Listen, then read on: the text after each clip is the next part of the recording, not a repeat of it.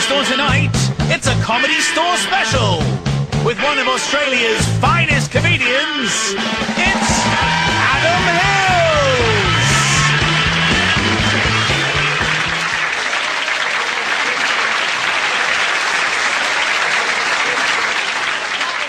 Hello, London. Hello, my name's Adam. I'm from Australia. Hey, thank you, the 7 of you. Oh, who's pouring the beers in London tonight? I'd like to start on a positive note tonight and start by saying I love American people. Good, glad you've gone with me on that one. Thank you very much. I think Americans are possibly the most optimistic people on the planet, and I love them for that. I think only American people would name their children after personality traits they hope they're going to grow up with. Just out in the street with the kids going, "Oh, Faith. Faith, have you seen Hope? Yeah, she's over there with Charity. They're waiting for Honor. This is beautiful." Imagine an Australian guy naming his kids the way he hopes they're going to grow up. "Oh, g'day. This is my son, top bloke.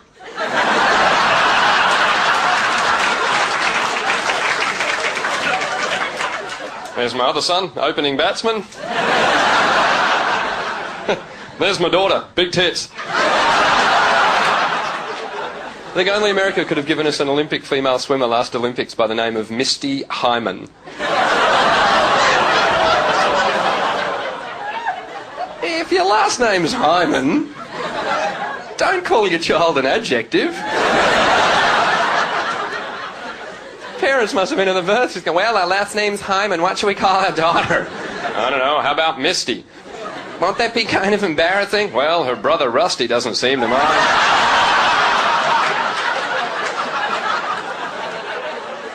Good thinking, Dick. I did a show once, this American woman came up to me in the bar afterwards. She just said, "You know that joke you did about Americans and their names?" I went, "Yeah." She said, "Well, I'm American."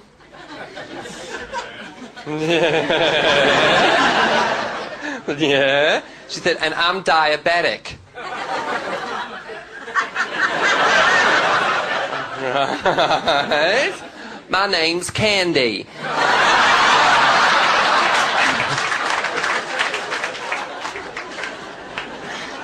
I do love Irish people as well. I lived in Ireland for a while. I think you can tell what kind of a time you're going to have in a country by the ads in the airport when you arrive. I've been to you go to like Sweden, there's big ads in Stockholm airport that say Volvo, Ericsson. You go, "Ooh, I'm going to be technologically enhanced in this place." And you arrive in Australia and the ads will just say Alice Springs, Ayers Rock, and you go, "Oh, I'm going to get rugged in this place." You arrive in Dublin airport and all the ads just say Guinness, Baileys. I'm going to get so pissed in this country. Even the guy that checks your passport's friendly in Dublin. You go to like Germany, give them your passport, and they just look at you and go, "So how long do you intend to stay?" "I don't know, I might just fuck off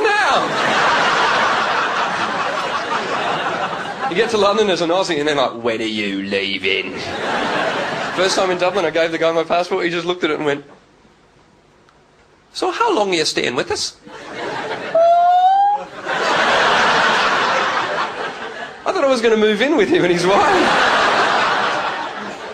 So I'm here for 2 weeks. Sure, he can stay upstairs. So get us some pillows. Breakfast is at 9. Fair play to you.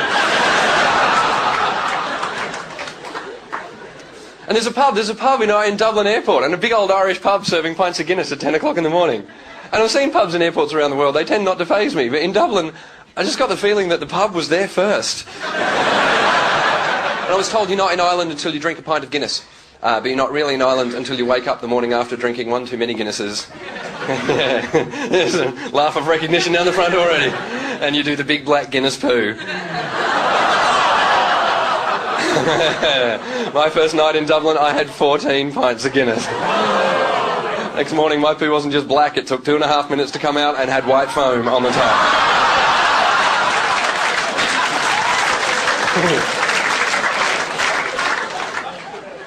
I had to do half of it, then let it settle for 5 minutes.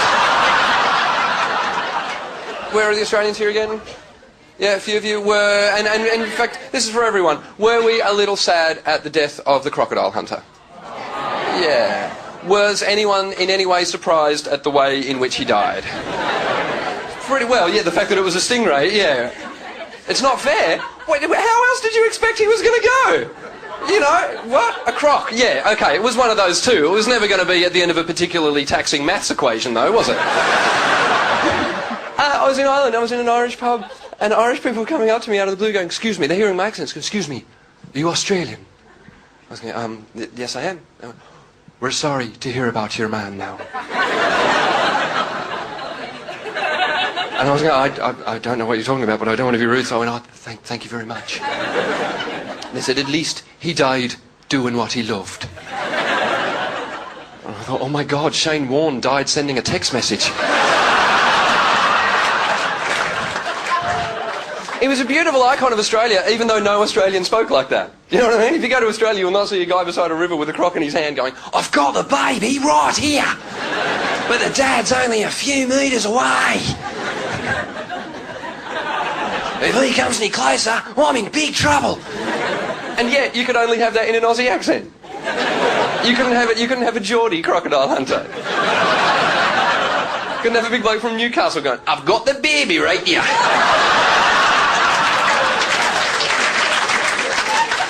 But the father's only a few metres away.